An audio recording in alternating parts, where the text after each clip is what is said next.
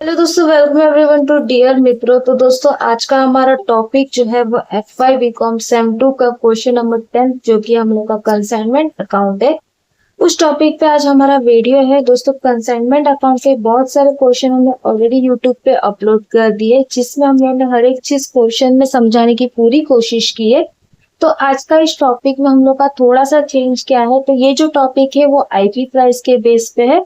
IP price पे कब हम लोग को कैसे अमाउंट डालनी है, कहाँ पे डिफरेंस डालना है, आज हम लोग ये क्वेश्चन में वो सीखेंगे। ठीक है, तो दोस्तों क्वेश्चन में दिया है Amit trader of Ahmedabad concern 20 air conditioner set to Mitesh brother of Mumbai at the invoice price of 25,000। ठीक है, तो दोस्तों इसको सबसे पहले तो डालना क्या है, ये हम लोग का है गुड्स सेंड ऑन कंसाइनमेंट।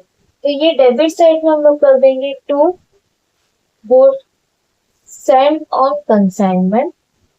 ठीक है, कितना एयर कंडीशनर था हम लोग का 20 और कितना प्राइस था हमारा 25,000। ठीक है, इनका मल्टीप्लीकेशन हम कर देंगे 20 इंटू 25,000, तो ये 5 लाख का हमारा गुड्स सेंड और कंसाइनमेंट हो गया।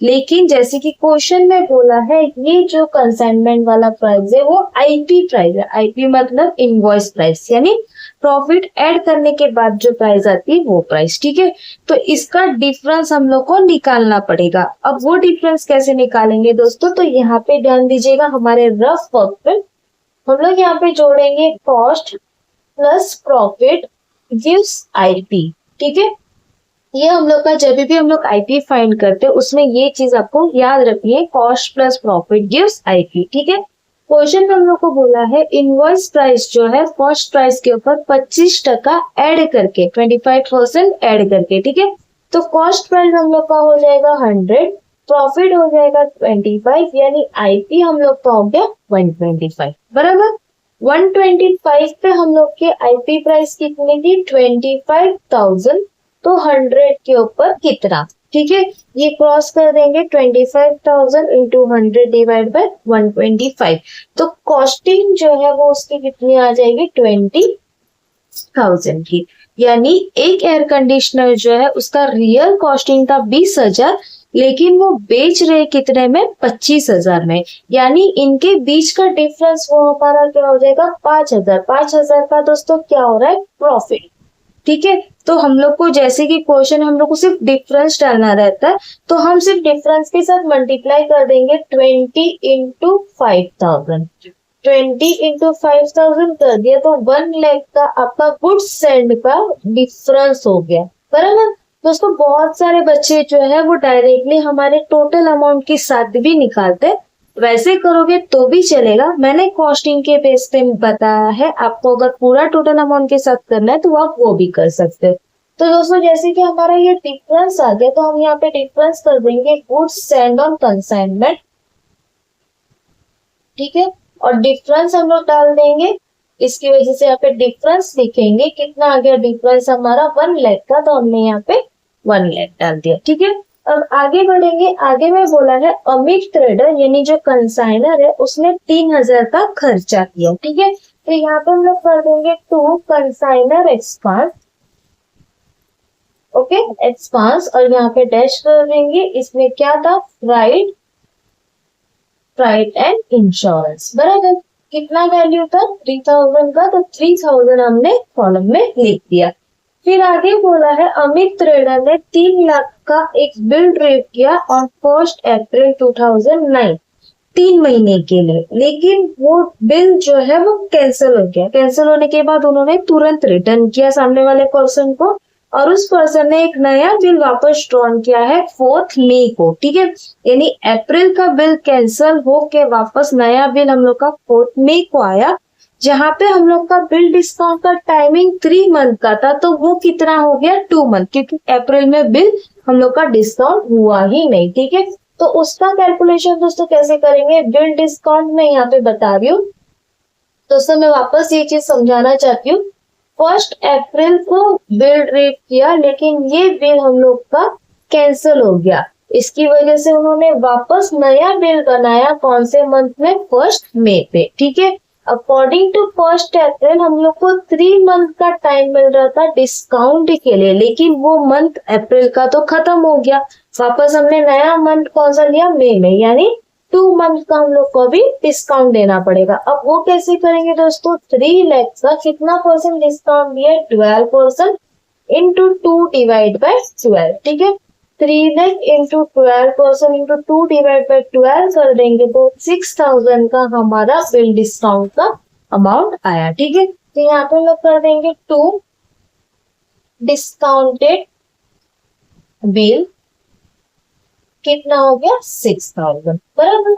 फिर उसके बाद उन्होंने बोला मित्तेश ब्रदर ने 2 टाइप के कमीशन दिए, एक जनरल कमीशन और दूसरा कैलकुलेट कमीशन। तो हम लोग यहाँ पे कर देंगे 2 कमीशन।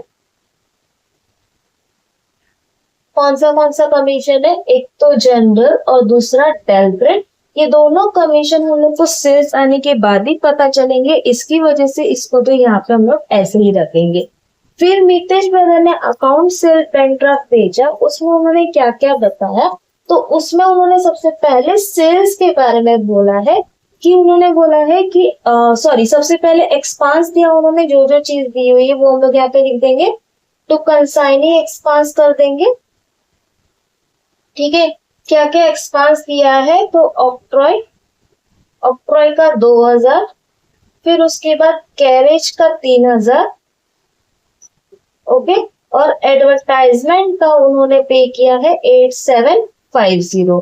टोटल कर देंगे 2000 प्लस 3000 प्लस 8750, तो ये आ गया 13750। ये कंसाइनी का एक्सपांस है, तो हमने कंसाइनी के कॉलम में डाला। फिर उन्होंने जो सेल्स किया है वो बताया, तो हमने यहाँ पे प्राइस सेल्स लिखा ही था। तो यहाँ पर उनका सबसे पहले कैश सेल्स है, 10 एयर कंडीशनर 26,000 में बेचा, 26,000 में, तो 10 इंटू 26,000 कर देंगे तो 2,60,000 हमारा कैश सेल्स आ गया, बराबर। फिर उसके बाद क्रेडिट दिया हुआ है, HR का एयर कंडीशनर जो है वो 30,000 में बेचे है, क्रेडिट पे किसको, गरीबदास को। तो यहाँ पे हम लोग कर देंगे 4 मल्टीप्लाई बाय 30,000, ये आ गया हमारा क्रेडिट का 1,20,000, ठीक है। फिर उसके बाद उन्होंने बोला है कि एक एयर कंडीशनर उसने पर्सनल यूज के लिए इस्तेमाल किया है, तो हम यहाँ पे कर देंगे पर्सनल यूज या पर्सनल परचेज आप लिख सकते हो, लेकिन उसका प्राइस नहीं दिया, तो उन्होंने क्या बोला है कि वो IP प्राइस पे देना है, यानी IP प्राइस हमारी 25,000 की थी, तो 1 इंटू 25,000 कर देंगे, 25,000 आ गया, ठीक है। फिर उसके बाद उन्होंने बोला है कि गरीबदास जो है वो इंसॉल्वेंट हो गया। तो दोस्तों गरीबदास हमारा क्रेडिट पे दिया था, हमेशा बैड डेट हम लोग का आता है, जब हम लोग का क्रेडिट पे कोई भी सेल्स दिया रहता है तो हम लोग का बैड डेट आता है, लेकिन अगर वो सेल्स जो है वो रिकमेंडेशन पे होगा, यानी कोई उसको रिकमेंड कर रहा है और उसको उन्होंने क्रेडिट पे दिया है, रिकमेंड मतलब पहचान की बेस पे उन्होंने उनको क्रेडिट पे दिया है, तो वो पैसा अगर डूब गया तो उसका बैड डेट हम लोग को यहाँ पे लिखना पड़ता है। और हमारे क्वेश्चन में जो गरीबदास है वो रिकमेंडेशन पे नहीं है, उसको हमने ऐसे ही उधारी पे सामान दे दिया है और वो पैसा हमारा डूब गया, तो उसका बैड डेट हम लोग को यहाँ पे रिकॉर्ड नहीं करना है, ठीक है। तो ये वाला पॉइंट का हमारा कोई एंट्री नहीं आएगा। अब इसके बाद हमारा टोटल सेल्स पे हमारा जनरल कमीशन निकाल देते, 2,60,000, 1,20,000 और 25,000, तो टोटल सेल्स हमारा हो गया 4,05,000। जनरल कमीशन हमारा उसका 5% था, तो ये आ गया 20,250, ठीक है। और डेलक्रेडिट कमीशन हम लोग क्रेडिट पे देते हैं, डेलक्रेडिट कमीशन 2% था, तो सिर्फ क्रेडिट वाला वैल्यू लो, 1,20,000 का 2% कर दोगे 2,500 आ गया, और प्लस करके अमाउंट को बाहर कर दो तो ये हो जाएगा 22,650, ठीक है, ये हो गया। अब उसके बाद 6th पॉइंट बोला है कि गोडाउन में पहुंचने के बाद वहां पे आग लग गई, जिसमें से एक एयर कंडीशनर जो है वो डिस्ट्रॉय हो गया। तो दोस्तों अब बारी आई हमारी एबनॉर्मल लॉस की, इसको भी दोस्तों थोड़ा सा ध्यान से देखिएगा क्योंकि यही सब चीजों से हमारे पॉइंट्स बनते हैं। दोस्तों जब भी हम एबनॉर्मल लॉस निकालते हैं तो एक चीज याद रखना, जो भी कॉस्टिंग रहती है वो हम लोग को हमारे जो रियल कॉस्ट है उसी के ऊपर लेनी है। जैसे कि हमारे क्वेश्चन IP प्राइस पे हमने जो 2 अमाउंट निकाली, एक IP प्राइस की और दूसरी उसकी रियल कॉस्ट थी।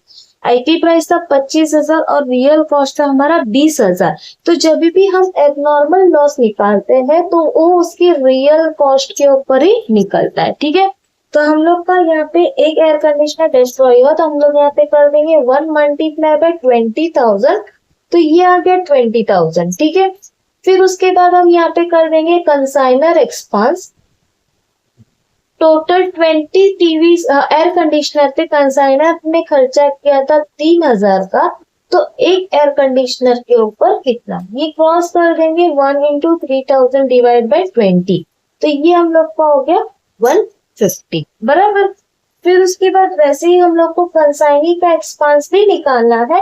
दोस्तों बहुत टाइम ऐसा होता है कि एबनॉर्मल लॉस में कंसाइनी का एक्सपांस नहीं जोड़ते, लेकिन इसमें भी डिफरेंस है। अगर सामान गोडाउन तक पहुंच गया तो वहां पे कंसाइनी का प्रोपोर्शनेट एक्सपांस भी इंक्लूड होगा, लेकिन अगर सामान ट्रांसपोर्टेशन पे है या गुड्स रास्ते पे है, वहां पे कुछ नुकसान हुआ है, तो वहां पे हम लोग को सिर्फ ये दो ऊपर के काम करने यानी कंसाइनर तक ही करना है, कंसाइनी का एक्सपांस उसमें हम लोग को जोड़ना नहीं है। तो ये पॉइंट आपको याद रखना है।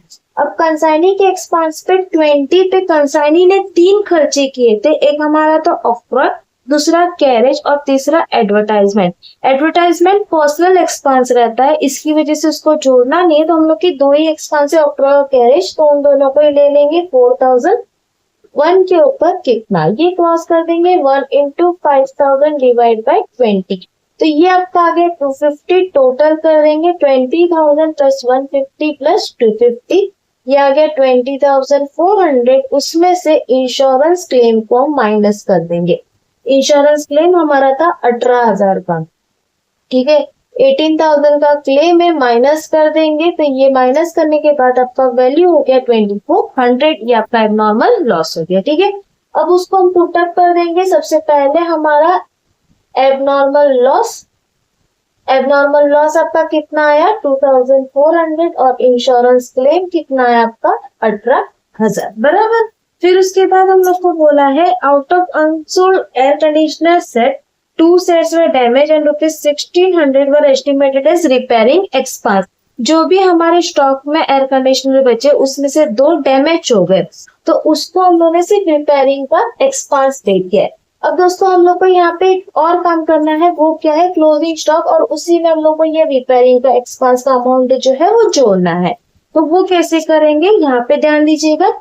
सबसे पहले हम स्टॉक निकालते हैं, हमारे पास बचा कितना है। ठीक है, टोटल एयर कंडीशनर थे 20, जिसमें से 10 जो है हमने कैश सेल्स किए, 4 हमने क्रेडिट सेल्स किए, एक उन्होंने पर्सनल के लिए ले लिया, फिर उसके बाद एक जो है वो डिस्ट्रॉय हो गया। ठीक है, तो बचा हमारे पास कितना, 20 माइनस 10 माइनस 4 माइनस 1 माइनस 1, तो यहाँ पे हमारा 4 जो है एयर कंडीशनर अभी भी स्टॉक में बचा है।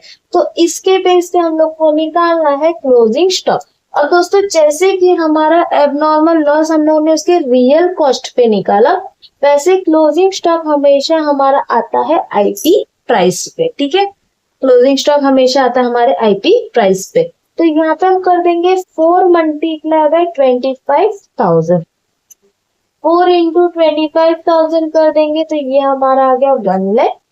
ठीक है, प्लस कंसाइनर एक्सपांस जैसे हमने नॉर्मल में किया वैसे ही कि 20 पे 3,000 है, तो 4 के ऊपर कितना, ये क्रॉस कर देंगे, 4 इंटू 3,000 डिवाइड बाई 20, ये आपका हो गया 600, प्लस कंसाइनी एक्सपांस 20 पे 5,000 है, तो 4 के ऊपर कितना, ये क्रॉस कर देंगे, 5,000 इंटू 4 डिवाइड बाई 20, ये आपका हो जाएगा 1,000। ठीक है, फिर उसके बाद हम इनका टोटल कर देंगे 1 लाख प्लस 600 प्लस 1,000, तो टोटल अमाउंट क्लोजिंग स्टॉक की हमारी आई है 101600। ये आईपी वाली अमाउंट आई है, प्लस इन्होंने क्या बोला है कि 16,000 रिपेयरिंग का खर्चा माइनस करना है, तो वो रिपेयरिंग एक्सपेंस हम इसी में से माइनस कर देंगे 1600, यानी क्लोजिंग स्टॉक की वैल्यू हमारी कितनी आई 1 लाख की। ठीक है, अब हम लोग को यहाँ पे लिखना है, तो वो कैसे लिखेंगे दोस्तों, सबसे पहले हम यहाँ पे क्लोजिंग स्टॉक डाल देंगे, आईपी के प्रेस पे कितना हो गया हम लोग का 1 लाख। ठीक है, और दूसरा हम लोग को क्लोजिंग स्टॉक का डिफरेंस पे डालना है ऑपोजिट साइड में, वो कैसे करेंगे, 4 इंटू हमारा डिफरेंस आ ही रहा था कितने का 5,000। ठीक है, तो डायरेक्ट कर देंगे 4 मल्टीप्लाई बाय 5000, 20,000 हमारा क्लोजिंग स्टॉक का डिफरेंस आ गया। अब यहाँ पे हमारे सारे पॉइंट कंप्लीट हुए। हम लोग को अब क्या करना है, टोटल। क्रेडिट का टोटल कर देंगे 1 लाख प्लस 2 लाख 60, 1 लाख 20, 25,000, 2400, 18,000 एंड 1 लाख। तो ये टोटल आ गया 6,25,400 माइनस 5 लाख 3,000, 6,000, 22,650, 13,750 एंड 20,000। तो हम लोग का प्रॉफिट ऑन कंसाइनमेंट जो है वो कितना हो जाएगा, 60,000, और इसका टोटल हम लोग का सेम हो जाएगा। और इस तरीके से हमारा ये पूरा सम जो है वो कंप्लीट हुआ। दोस्तों अगर स्टेप बाय स्टेप करोगे तो कंसाइनमेंट बहुत ही इजी है, बहुत ज्यादा कंफ्यूजिंग नहीं है, और उसके साथ जितना प्रैक्टिस करोगे उतना ज्यादा आपको कंसाइनमेंट और समझ में आएगा।